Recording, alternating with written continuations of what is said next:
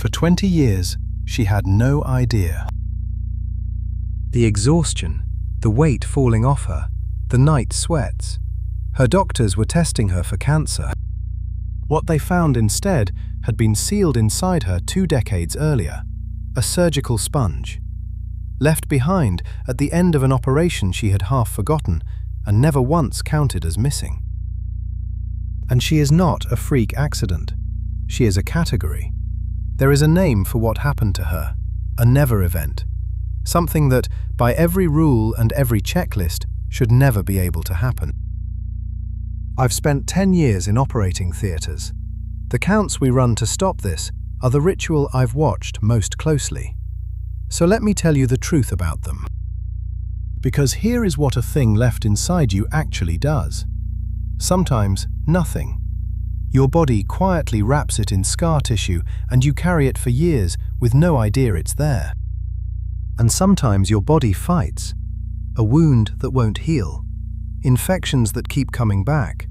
A pain that seems to wander. A blockage that no one can explain. You're ill for months. You see doctor after doctor, and not one of them thinks to blame an operation from years ago. It doesn't announce itself. It hides behind other illnesses. And that is the real danger. For a long time, nobody is even looking for it. So you could, in theory, be carrying something right now and have no way of knowing. When they finally do look, here is what they usually find. Not a scalpel, not a clamp, though that does happen. More than 7 times out of 10, it's a surgical sponge. A small square of gauze used to soak up blood. A single big operation can use dozens of them. And that's exactly why one can vanish. Soaked through, a sponge stops looking like an object and starts looking like tissue. It disappears in plain sight, most often in the abdomen, and, after childbirth, elsewhere. Somewhere it can sit, unseen, for a very long time. And you're already asking the obvious thing. Don't they count everything? They do. 2 people count every sponge, every needle, every blade, out loud, before the operation and again before they close. The numbers have to match. Nobody leaves until they do. It is the whole safeguard. Which is what makes the next fact so hard to sit with. In the vast majority of cases where a sponge is left inside a patient, around 88% of them, the count was believed to be correct. They counted. The numbers matched. Everyone in that room was certain nothing had been left behind, and something had. Because a count is only ever as good as the exhausted people doing it, at speed, under pressure. A sponge clings to a drape. It slips down into a cavity, out of sight. The operation changes halfway through and the numbers get muddled. In an emergency, the counting happens fast. The count can read all present and correct, and simply be wrong. This isn't new. Landmark studies proved decades ago that counting, on its own, has a ceiling it cannot pass. So if the count can fail, and the sponge is invisible in the wound, how would anyone ever find out? Often they wouldn't. Not for weeks, not for months. Sometimes, like her, not for years. Sponges are meant to be catchable. A thin thread that shows up on an X-ray is woven into everyone. But an X-ray catches only about 2/3 of them, and that thread can fragment and disappear.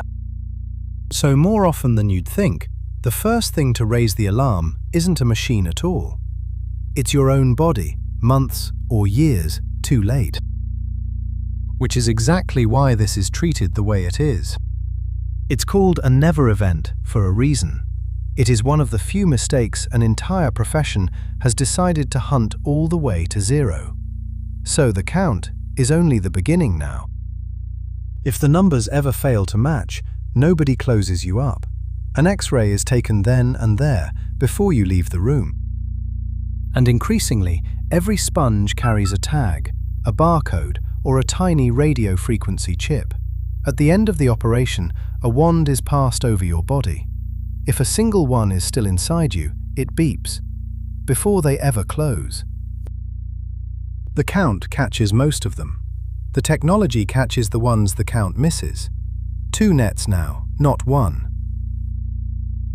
And if you saw the first video, you watched 2 people count everything, twice, until the numbers matched. Now you know why that ritual exists, and why, on its own, it was never quite enough. Something left inside you is one of the rarest things that can happen in an operation, and it is rare precisely because it frightens the people in that room as much as it frightens you. The fear was never really the object, it was the silence around it, the thought that it could sit inside you, unspoken, for 20 years. And the entire modern system is built to break that silence before you ever leave the room. You'd be counted, you'd be scanned, you'd be swept. And the whole point of all of it is to make sure the answer to tonight's question stays a what if.